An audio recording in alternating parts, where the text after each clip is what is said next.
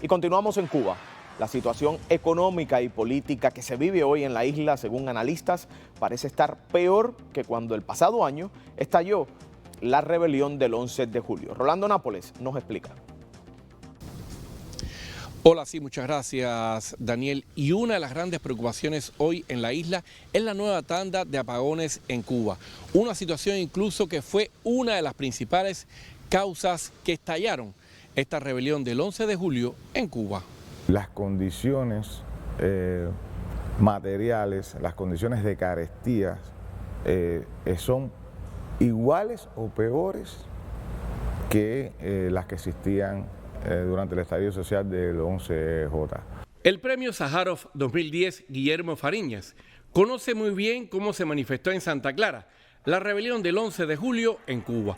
Él fue uno de los detenidos ese día y cree que hoy habría todas las condiciones para que estalle otra revuelta como esa en la isla. Es importante que se tenga en cuenta de que sí hay una gran represión, hay más de 1000 presos políticos en estos momentos, pero hay hambre, hay carencia de medicamentos y cuando el hambre y las carestías te asfixian, el miedo se pierde. Uno de los tantos problemas sin resolver por el régimen en Cuba que contribuyeron al estallido popular del 11 de julio fueron los apagones. Los cubanos precisamente sufren en los últimos días otra nueva tanda de ellos, de unas 8 horas, por ejemplo, en La Habana, justo cuando casi comienza el periodo más caluroso en la isla.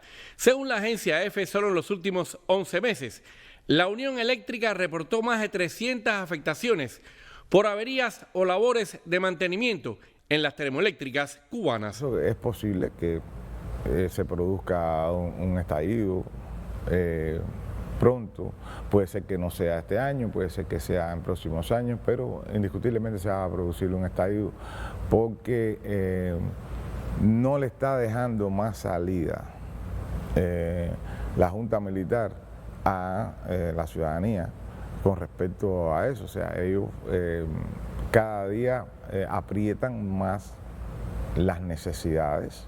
Junto a la violenta represión contra los manifestantes del 11 de julio, el arresto y condenas a prisión a unos 800 presos políticos de esta rebelión y el asedio a los activistas, se suman ahora las duras carencias económicas agravadas aún más en medio del retroceso de la pandemia.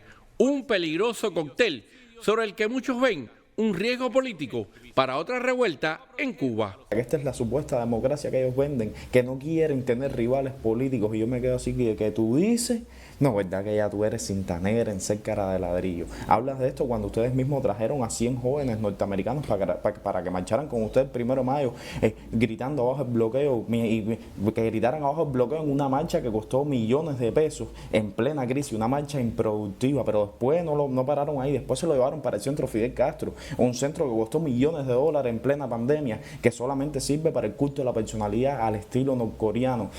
Pero espérate, la cosa no para ahí, ellos van a virar para allá, van a virar y van a seguir estudiando en sus universidades, tomándose sus Starbucks sin que nadie los reprima por venir a codiarse con una dictadura. Así que PJ, mira, qué linda es la democracia. El opositor cubano Guillermo Fariñas, quien regresa en los próximos días a la isla, asegura que tras las protestas del 11 de julio, el régimen liberó a muchos de los arrestados ese día para después presionarlos y chantajearlos a que se vayan de Cuba, en un nuevo éxodo estimulado por ese régimen como otra válvula de escape a la crítica situación hoy en el país.